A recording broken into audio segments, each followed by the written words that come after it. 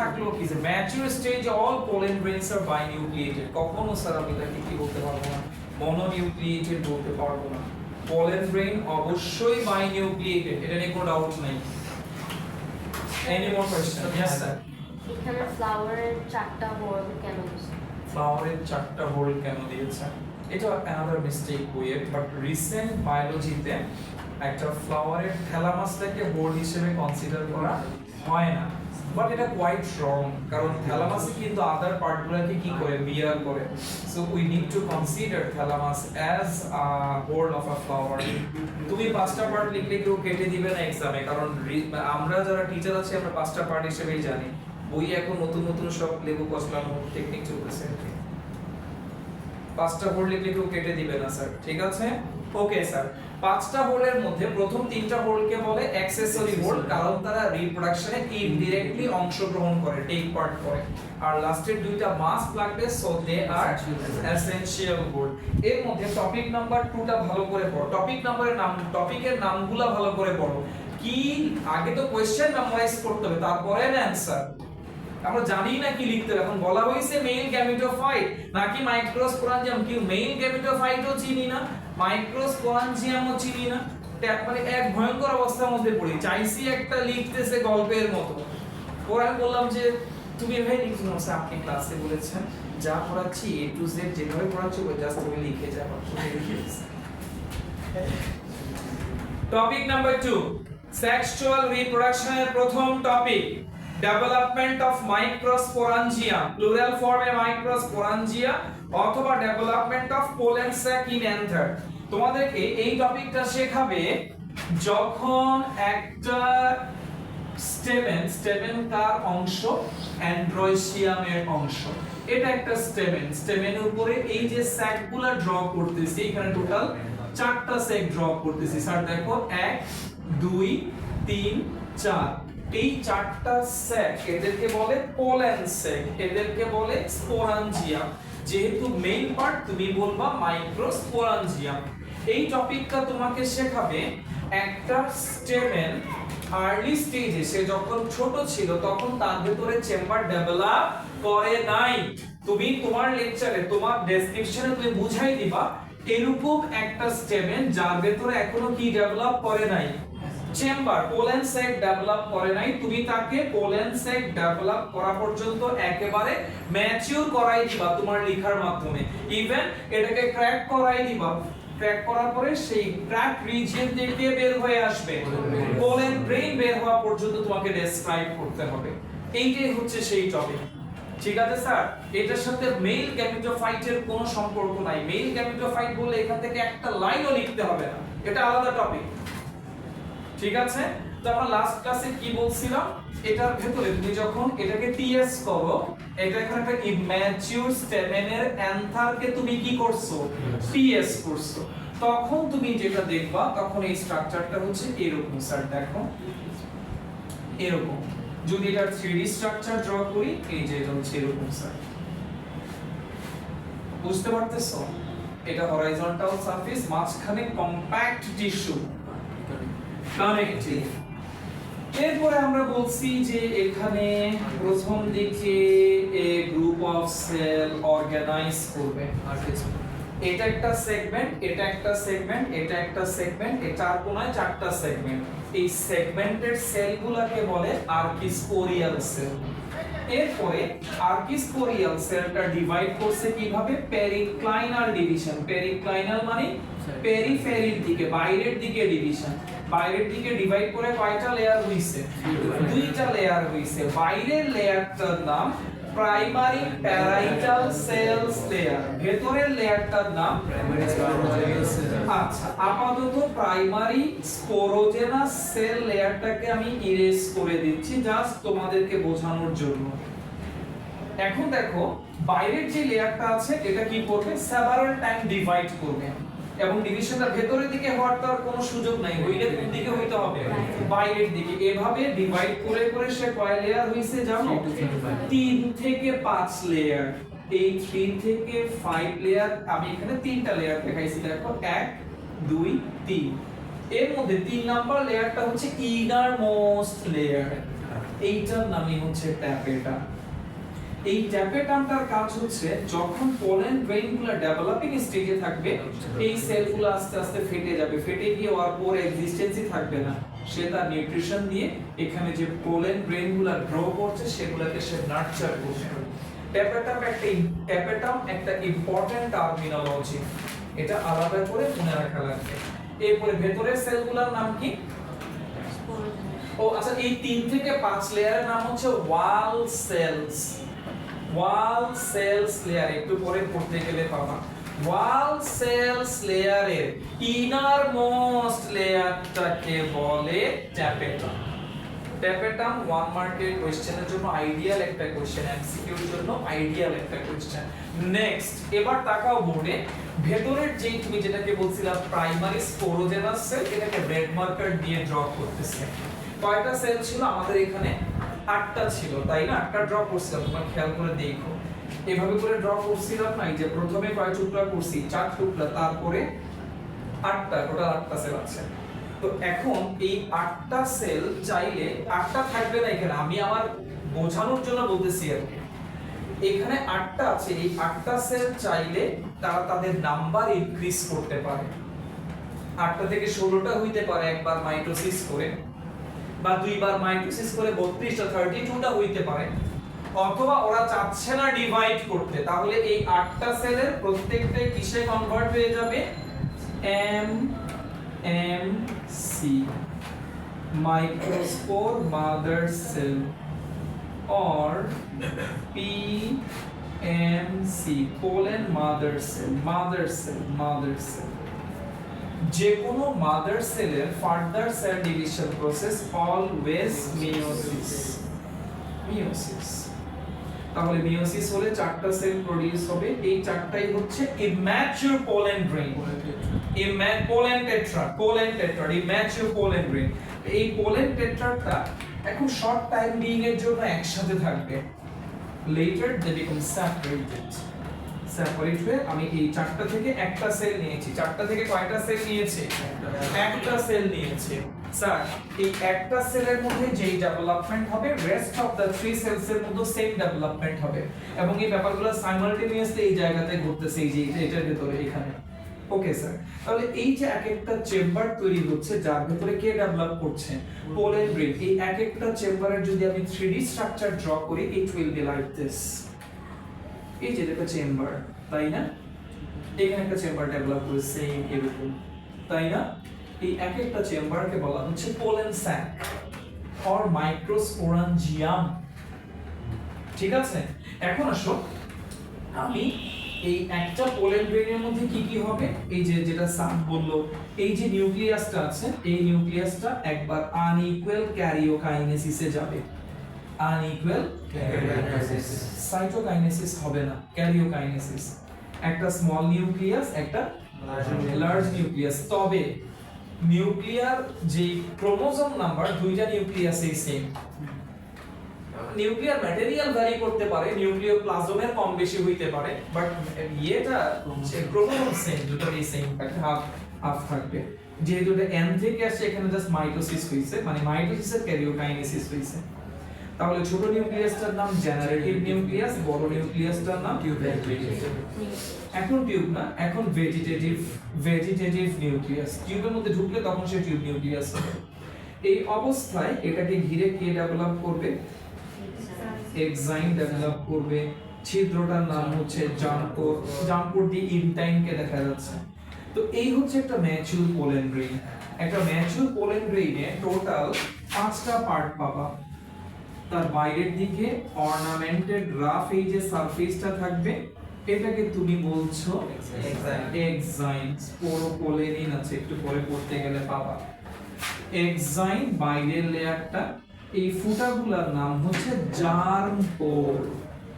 Germ পোর দিয়ে intine বের হয়ে আসবে। জার্ম পোর দিয়ে ভেতরের যে লেয়ারটাকে দেখা যাচ্ছে তার নাম কি? ইনটাইন। নিউক্লিয়াস দুইটা, একটা জেনারেটিভ আর একটা হচ্ছে ভেজিটেটিভ। 5টা লেভেল পার্ট এখানে আছে। So it's a mature pollen grain, and this kind of mature pollen grain will form inside this chamber. So these are mature pollen grains inside the pollen sac. Right microsporangium, এই সবগুলো এখানে আছে। তারা এবার এখান থেকে বের হওয়ার জন্য রেডি। এখন এখানে থাকবে না, ডেভেলপমেন্ট ইজ ওভার। তো যখন বের হয়ে আসতে চাইবে, বের হওয়ার আগ পর্যন্ত এতদিন যে তারা এটার ভিতরে ডেভেলপমেন্ট হচ্ছিল এটার ভিতরে, এটা কিন্তু ময়েস্ট ছিল, একটু ভেজা ভেজা ছিল, গ্রিন ছিল বা অন্য কালারের ছিল, বাট ময়েস্ট ছিল। যখন সে একেবারে লাস্ট স্টেজে পৌঁছে যাচ্ছে ডেভেলপমেন্ট, এখান থেকে পানি শুকিয়ে যাবে, so it becomes dried. Dry হয়ে এই যে লেয়ারগুলো আছে এই দিকে ফেটে যাবে, ঠিক আছে? এই দেখো পোলেন স্যাক এই দিকে ক্র্যাক করে গেছে। এবার এই ক্র্যাকড ওয়ে দিয়ে কে বের হয়ে আসবে ভেতর থেকে? এই ক্র্যাকড ওয়েটার নাম আলাদা করে মনে রাখা লাগবে, এটা খুব লম্বা সময় ধরে অ্যাস্ট্রোমিয়াম, এগুলো ইয়াতে আসে, ওই যে কম্পিটিটিভ এক্সামে আসে, অ্যাডমিশন টেস্টে আসে এই জিনিসগুলো, কারণ এগুলো অনেক স্টুডেন্টরা মাথায় রাখে না বা এটা স্কিপ করে যায় জিনিসটা। Stomium is the cracked region of anther through which pollen grain will be coming out. ঠিক আছে? এখান থেকে বের হয়ে পোলেন গ্রেইনের ডেস্টিনেশন কোন জায়গায়? স্টিগমার উপরে ল্যান্ড করবে, যেটাকে আমরা বলি পলিনেশন। এখন এখানে আরো, তো এই পর্যন্ত পোলেন গ্রেইন বের হওয়া পর্যন্ত তুমি এখানে গল্পটা বলবা। এইখানে পড়ে দেখো সবগুলাই বলা হয়েছে, আমি যা যা বলছি সব চলে আসছে। এরপরেও কিছু না আসলে আমাকে বলতে পারো।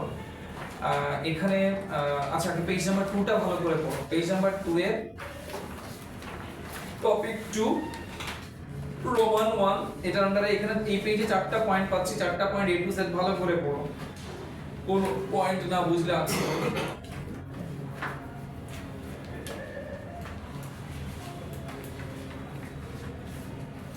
এই চ্যাপ্টারটা তুমি যদি ক্লাসে ভালো করে বুঝে যাও, তোমাকে এক্সামের আগে গেলে কিচ্ছু ধরতে হবে না, সব মাথায় সেট করা থাকবে। তুমি জাস্ট মাথায় রাখবা কোন জায়গা থেকে কি পর্যন্ত আমাকে লিখতে হবে, জাস্ট ওই জিনিসটা। মাইক্রোস্পোরাঞ্জিয়াম ডেভেলপমেন্ট বললে কি লিখতে হবে, মেল গ্যামিটের ডেভেলপমেন্ট বললে কি, মানে গ্যামিটোফাইটের ডেভেলপমেন্ট বললে কি লিখতে হবে, এই জিনিসগুলো তোমার জানা লাগবে।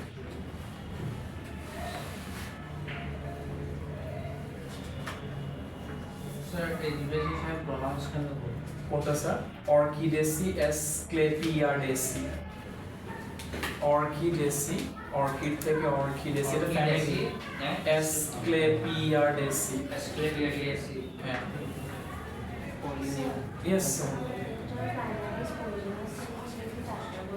হ্যাঁ হ্যাঁ, যদি প্রত্যেকটা প্রাইমারি স্পোরোজেনাস টিস্যুর সেলগুলো ডিসাইড করে যে তারা ফার্দার ডিভাইড করবে না, so each and every cell will turn into MMC or PMC, then they will undergo meiosis cell division and turns into a mature pollen grain. Sir মাইক্রোস্পোরোজেনেসিসের মধ্যে না বলে 4টা থেকে 3টা ডিস্ট্রিক্ট হয়েছে না, ওটা ওভিউলার ফিমেলের ক্ষেত্রে, মেলের ক্ষেত্রে না। পেজ নাম্বার 2 এর 4টা পয়েন্ট পড়া হইছে। পরের পেজে যান তো স্যার, পেজ নাম্বার 3 তে কোনো কোশ্চেন আস্ক করবেন?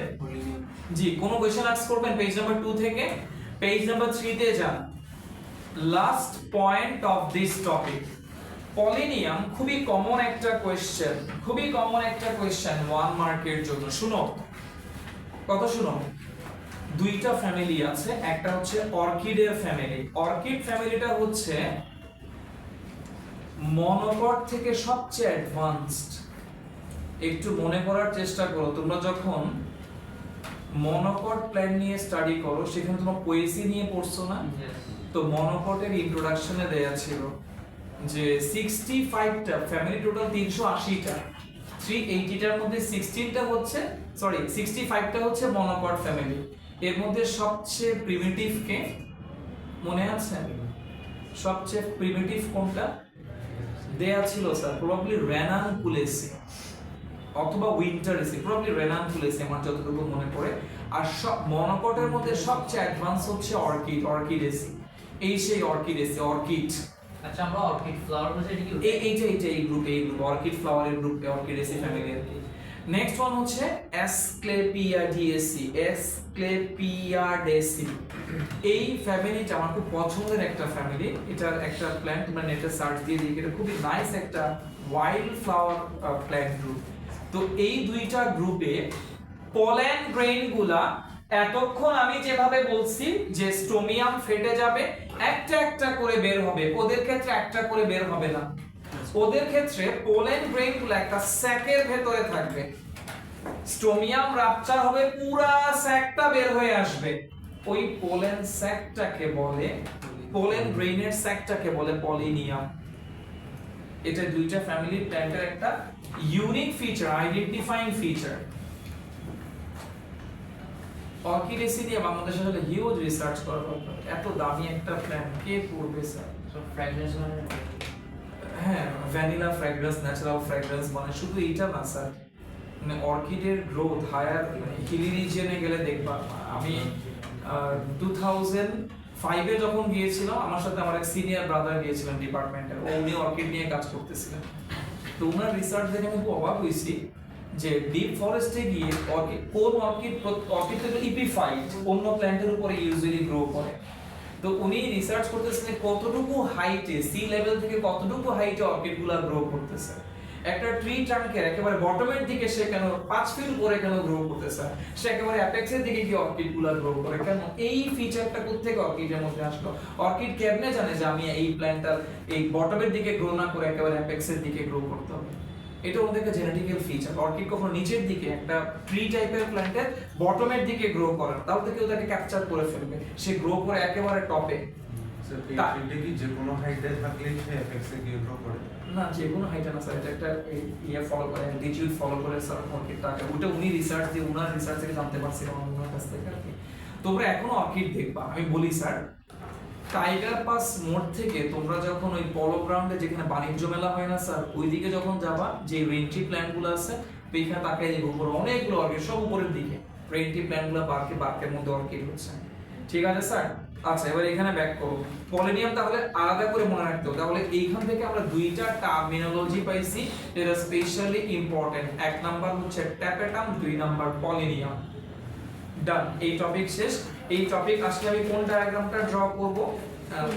অবশ্যই লেখা আছে ফিগার নাম্বার 1, ডেভেলপমেন্ট অফ, এই যে এই ছবিগুলো ড্র করব, বিশেষ করে এটা মাঝখানের এটা এটা এটা মানে বুঝাইতে হবে যে কিভাবে চারটা টেট্রাস্পোরাঞ্জিয়াম ক্রিয়েট হয়েছে এবং কিভাবে পোলেন গ্রেইনগুলো ডেভেলপ করছে। ওকে স্যার, এবার আসো টপিক নাম্বার 2 তে যাচ্ছি, রোমান 2 তে যাচ্ছি, ডেভেলপমেন্ট অফ মেল গ্যামেটোফাইট। এটা দেখছি আমার একটা, এটা 9-10 ছিল তোমাদের, ভালো করে পড়ো নাই আর কি। আসো স্যার, তো এখন আসো বোর্ডে না আসো, ভালো করে, খালি এটা ওকে বলতেছি না, ভালো করে আমরা কেউই পড়ি না, এটা পার্টিকুলারলি কাউকে মার্ক করা হচ্ছে না স্যার। আমরা ভালো করে পড়লে তো স্যার মেইল গ্যামেটোফাইটটা কি এটা বলতে গেলে কেউ বলতে পারবেন? কেউ বলতে পারবেন? 1 মার্কের কোশ্চেনে আসছে what is called male gametophyte, বলেন বলেন, কেউ ট্রাই করবেন? সমস্যা নাই, বললে তো সমস্যা নেই, হেল্প করব। যেটাতে জেনারেটিভ নিউক্লিয়াস আছে, ভেজিটেটিভ নিউক্লিয়াস আছে, পলেন টিউব আছে, এগুলো সবগুলো মিলে মেল গ্যামেটোফাইট। আর মেল গ্যামেটস কোথায় ক্রিয়েট হবে এই স্ট্রাকচারটা? এটা হচ্ছে যখন ইয়াতে ল্যান্ড করবে, প্ল্যান্ট, অনেকের আইডিয়া আছে স্যার, দে আর রাইট স্যার, তাদের তার মানে কিছু কিছু স্টুডেন্ট পড়াশোনা করছে, কিছু হলো জানছে স্যার, ভেরি গুড স্যার। এটা আফটার পলিনেশন, এটা হচ্ছে টপার ব্যাংক, তখন মানে ঢুকে এটা লম্বা। এক্স্যাক্টলি। এবার শুনেন স্যার, স্টাডিতে যাই স্যার। এখন পোলেন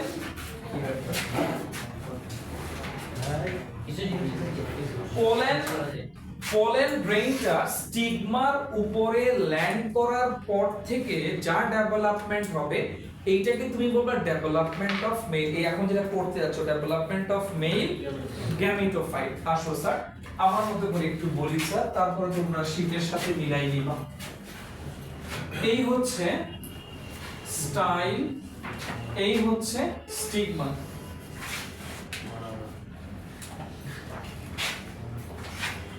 সত্তর 70। ওকে স্যার,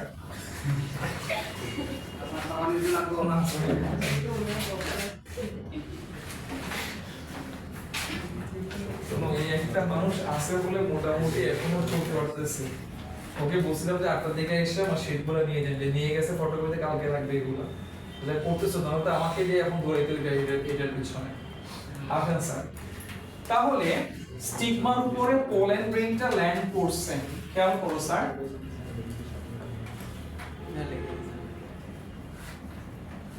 আচ্ছা, এখন এই যে পোলেন গ্রেইনটা ল্যান্ড করলো,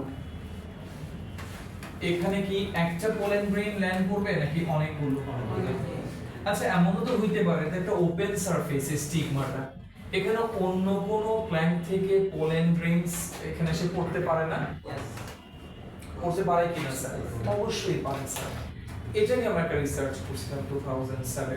যাই হোক স্যার, তো অন্য পোলেন গ্রেইন 50টা ডিফারেন্ট স্পিসিসের পোলেন গ্রেইন এসে পড়ছে একটা স্টিগমা সারফেসে। কয়টা? 50টা, 50টা ডিফারেন্ট স্পিসিসের পোলেন গ্রেইন এসে পড়ছে একটা ফ্লাওয়ারের স্টিগমার মধ্যে। তো একটা কোশ্চেন রাইজ করতে পারে না, যে কোনো পোলেন টিউব তো তাহলে যে কোনো পোলেন গ্রেইন তো জার্মিনেট করে পোলেন টিউব ডেভেলপ করতে পারে, করে না কেন? এই যে স্টিগমা সারফেস থেকে একটা নিউট্রিশাস ফ্লুইড সিক্রেট, এটার নাম ভিসিট। এটা পড়বা, এটা আপনারই আছে। এই ভিসিটের কাজ হচ্ছে সেলফ স্পিসিস রিকগনিশন। তার মানে যতগুলাই পোলেন গ্রেইন পড়ুক না কেন, যে পোলেন গ্রেইনটা সেম স্পিসিসের, ওই পোলেন গ্রেইনটাই কাকে অ্যাবজর্ব করবে? ভিসিটকে। তার মানে ভিসিটের মাধ্যমে একটা পার্টিকুলার স্পিসিসের পোলেন গ্রেইনকে কি করা হচ্ছে? রিকগনাইজ করা হচ্ছে। গরম লাগতেছে না? আর গরম লাগতেছে? একটু এসি না দিয়ে ফ্যান ছেড়ে দিই স্যার। ফ্যান দিই স্যার।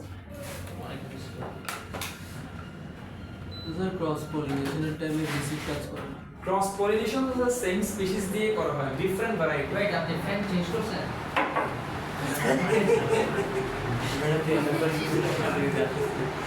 কোন ক্যান্সার দেখো? ফ্যান চেঞ্জের ক্যান্সার দেখো না, কোন ক্যান্সার দেখো? আননেসেসারি কথা বলে লাভ নেই স্যার। শুনেন, আপনি ম্যাঙ্গো প্ল্যান্টের পোলেন গ্রেইন জ্যাকফ্রুট প্ল্যান্টের উপরে লাগাই দিলে কোনোদিনও পলিনেশন হবে, বাট ফার্টিলাইজেশন হবে না। ল্যান্ডিং পলিনেশন হচ্ছে, ল্যান্ডিংটাই পলিনেশন, বাট কখনো সেখানে সেটা জার্মিনেট করবে না স্যার। হ্যাঁ, ডিফারেন্ট জ্যাকফ্রুটস আছে, ডিফারেন্ট ভ্যারাইটিস আছে, সেটা দিয়ে আপনি ক্রসিং করাইতে পারবেন। মানে সেটা হাইব্রিড না? ওটাই তো হাইব্রিড। আর আপনি কোনটা কথা বলতেছেন? পমেটো তো স্যার আর্টিফিশিয়ালি করা হতো, হাইব্রিড। সমাক্লোনাল ভ্যারিয়েশন, কার সাথে কাকে মিলাচ্ছে? তো ন্যাচারাল ওটা আর্টিফিশিয়াল। নেক্সট আসেন। ওকে, এখন কথা শুনেন। না না সাহস করতে পারছে না।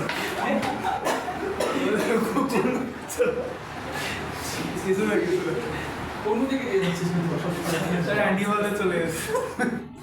আসেন স্যার, অ্যানিমালও ক্রস হাইব্রিড করতেছে তো ডিফারেন্ট ইয়ে। মিলে মিলে কুলাই বোর্ডে আসো।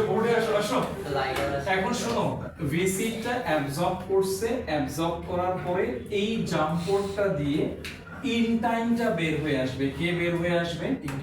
ইনটাইন বের হয়ে যে টিউবটা ডেভেলপ করছে সেটার নামই হচ্ছে পোলেন টিউব। এখন তুমি আমাকে আস্ক করতে পারো যে স্যার এখানেও তো একটা পোলেন গ্রেইন পড়তে পারে, এখানেও পড়তে পারে। যেই পোলেন গ্রেইন গুলা এটা যদি একটা 3D স্ট্রাকচার ড্র করি তার স্টিগমা সারফেসে, it will be like this. Look, এটা হচ্ছে স্টিগমা। আমি জাস্ট হাফ পোরশনটাকে ড্র করে দেখাচ্ছি, হাফ পোরশনটা। যেই পোলেন গ্রেইন গুলা পেরিফেরির দিকে পড়বে তাদের জার্মিনেশনের রেট বলা যায় যে 0, বা জার্মিনেট করবে করে পোলেন টিউবটা এখানে এসে শেষ হয়ে যাবে, সে আর বেশি গ্রোথ ইয়ে করতে পারবে। তাহলে ওই পোলেন গ্রেইন গুলাই সাকসেসফুল হবে যারা মোটামুটি কোন জায়গায় বসে? মাঝখানে বসে, মিডলে বসে। ঠিক আছে, তাহলে দেখো ও খুব স্মুথলি কি ক্রিয়েট করতে পারছে? পোলেন টিউব ক্রিয়েট করতে পারছে। এখন এই জায়গাটা তো সলিড, তাই না? একটা পোলেন টিউবের যখন গ্রোথ হয়, পোলেন টিউবের অ্যাপেক্স রিজিয়নের যে সেলগুলো আছে সেই সেলগুলো থেকে ডিফারেন্ট এনজাইম সিক্রেট হতে থাকে। সেই এনজাইমগুলো দিয়ে সে যেই প্যাসেজ দিয়ে যাবে সেই সেলগুলোকে র্যাপিড শেপ মেল্ট করে ফেলে, গলিয়ে ফেলে, যাতে র্যাপিড কার গ্রোথ হতে পারে? পোলেন টিউবের গ্রোথ হতে পারে। তাহলে এই জিনিসটা কি আগে জানতা? জানলে তো ভালো স্যার। এখন আসো, এই প্যাসেজ দিয়ে কে এখানে নেমে আসবে? ভেজিটেটিভ নিউক্লিয়াস, এখন এটার নাম টিউব নিউক্লিয়াস, এখন টিউব নিউক্লিয়াস, যেহেতু সে পলিন টিউবের ভেতরে আছে। দেন এটাকে ফলো করবে কে? Generative nucleus. By this time এটা তো এত অ্যাপেক্সের দিকে নাই, এটা কোন দিকে নেমে আসছে? এটা আরো নিচের দিকে নেমে মোটামুটি স্টাইলের মাঝামাঝি জায়গায় আছে, স্টাইলের মাঝামাঝি জায়গায় আছে। তো এই জায়গাতে আমরা টিউব নিউক্লিয়াসকে দেখতে পাচ্ছি, তার ঠিক ব্যাকে আছে জেনারেটিভ নিউক্লিয়াস। আচ্ছা, টিউব নিউক্লিয়াসের সাইজটা বড় কেন? ইন্টারনালি সে যেহেতু সাইজে বড়, সে ভেতর দিক থেকে একটা প্রেসার দেয় এই টিউবটাকে, যে কারণে পোলের টিউবটা র‍্যাপিড কি হতে পারে? নিচের দিকে ইলংগেট হতে পারে। দেন শেষবারের মতো জেনারেটিভ নিউক্লিয়াসটা একবার ক্যারিওকাইনেসিস করবে। কি করবে? একবার ক্যারিওকাইনেসিস করে দুইটা কি ক্রিয়েট করবে?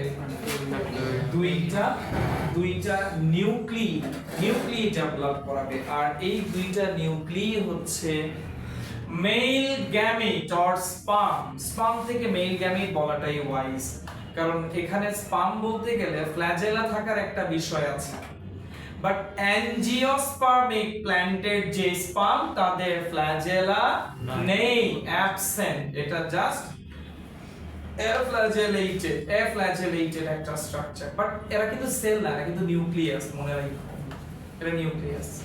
তো এই যে স্ট্রাকচারটা যেটা ব্ল্যাক মার্কার দিয়ে বোর্ডে দেখতে পাচ্ছ, যে এখানে তার এটা থাকবে না, এটা তো চলে আসছে, তাই না স্যার? এটা তো নিচে সে ডিভাইড করে ফেলছে, তাহলে একটা আননেসেসারি পার্ট অফ এটা তো দরকার নেই, উপরের পার্টটা, এই পার্টটা প্লাস পোলেন টিউবের ভেতরে থাকবে টিউব নিউক্লিয়াস, তার ব্যাকে থাকবে দুইটা মেল গ্যামেট। এই পুরোটা স্ট্রাকচার, এই এন্টায়ার স্ট্রাকচারটার নামই হচ্ছে male gametophyte. Male gametophyte, male gametophyte, ঠিক আছে? এবার আসো পেজ নাম্বার 3 তে আসো। টপিক 2 রোমান 2 পড়তে থাকো, যেখানে আটকাবা সেখানেই কোশ্চেন আস্ক করবা। আগে একটু ধৈর্য ধরে পড়ো স্যার। অনেকেই দেখতে পাচ্ছি বেশ ঝিমাচ্ছ, চোখ টোক লাল হয়ে আসতেছে, এরকম হলে তো সমস্যা। নিজের সাথে একটু যুদ্ধ করেন স্যার, নিজের সাথে একটু যুদ্ধ করেন।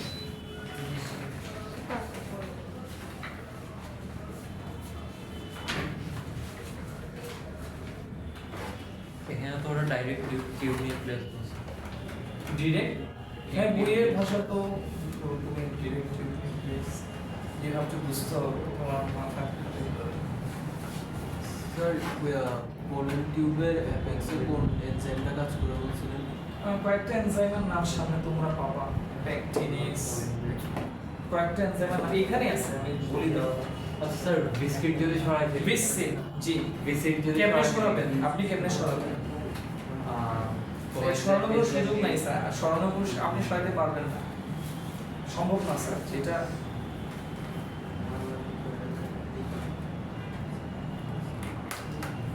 এই যে এই পেজ নাম্বার 8 এ আছে স্যার, তুই বাবা এই যে সেলুলেজ, প্যাকটিনেজ এনজাইমগুলোর কথা বলা আছে, এটা সামনে পাবো, এই অটো আসবে। এখন এটা দরকার নেই, এখন তুমি এখানে পড়ো, পেজ নাম্বার 3 টা ভালো করে পড়ো। Yes sir. না, জেনারেটিভ নিউক্লিয়াসটা ডিভাইড করে ওই দুটো ব্ল্যাক নিউক্লিয়াস, আর টিউব নিউক্লিয়াস, ভেজিটেটিভ নিউক্লিয়াসটা হয়ে গেছে যে রেডটা, যেটা টিউব নিউক্লিয়াস। শেষ? বুঝাইতে পারছি? আচ্ছা, এবার একটা কোয়েশ্চেন আস্ক করবো স্যার, দেখি কার কতটুকু অ্যাচিভমেন্ট হলো, দুই একটা কোয়েশ্চেন আস্ক করে দেখি। স্যার এইভাবে ঘামতেছিস কেন?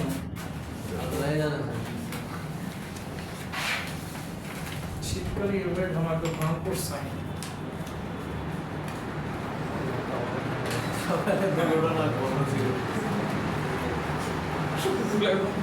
ঠান্ডা হয়ে যাবে।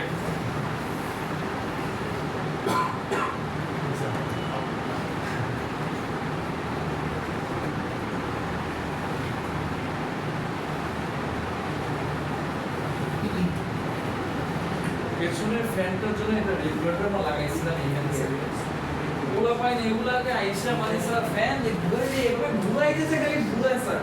মোচড় মারতে মারতে প্যাচটা স্টেডে বসে যাচ্ছে। রেগুলেটর একটাও রাখতে পারি না স্যার ফ্যান। প্রত্যেকটা রুমে রেগুলেটর না, সবাই এসে ঘুরাবে যে ক্লকওয়াইজ ঘুরাচ্ছে তো ঘুরাচ্ছে, মোচড় টোচড় মেরে নষ্ট করে দিচ্ছে। 1800 সালে ফ্যান ছিল ওটা যখন স্টার্ট হইতো একটা ইঞ্জিনের সাউন্ড হয়েছিল তখন তো এলাকার মানুষ বুঝতে পারতো যে এগুলো ফ্যান আছে। Yes, sir. এখন ফ্যানটা নিচে কি growth class You are right. কিছু তো করার নেই, যেহেতু বইয়ে প্যাটার্নে লিখেছে সিডিটা তো লিখতে হবে। আর এটা সিডিতে আসে তো স্যার ডেসক্রিপশনটা একটু প্রিভিয়াস থেকে টেনে আনতে হয়। তুমি যদি জাস্ট এই শর্ট পার্টটা সিতে কভার করতে পারো এটাতে লিখে, এই জন্য একটু ব্রড করা হয়েছে। এটা তো ইনসাল্টিং করছে এটা কি মাথায় স্যার শেষ কমপ্লিট করছো সব বড় কমপ্লিট করছো এবার কোশ্চেন আনসার না পারলে এবার কাজটা কেন স্যার? ফ্যান ছাড়লেও সমস্যা, না ছাড়লেও সমস্যা। ওকে স্যার, তো এই দুইটা টপিক থেকে কিছু কোয়েশ্চেন আস্ক করব, দেখা যাক অ্যানসার কেমন আসে।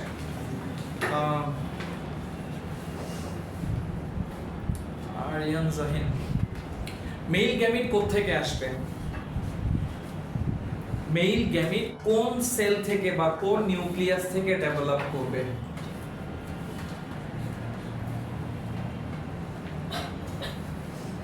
পোলেন টিউবের ভেতরে, পোলেন গ্রেনের ভেতরে একটা ছোট নিউক্লিয়াস ছিল একটা, এইটা হচ্ছে সেই বড় নিউক্লিয়াস।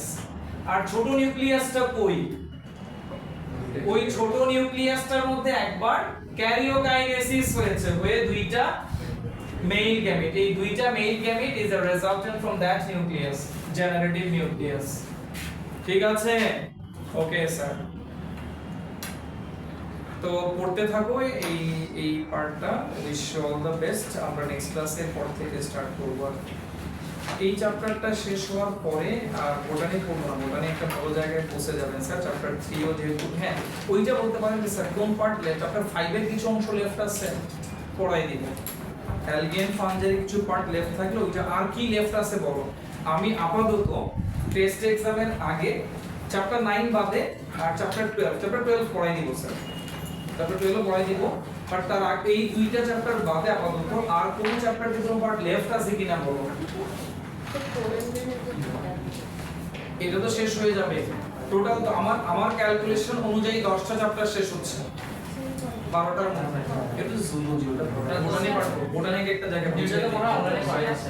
একটু স্যার পোলেন গ্রেন লাস্টে দিয়ে ম্যাচিউর পোলেন গ্রেনের দুইটা নিউক্লিয়াস থাকে।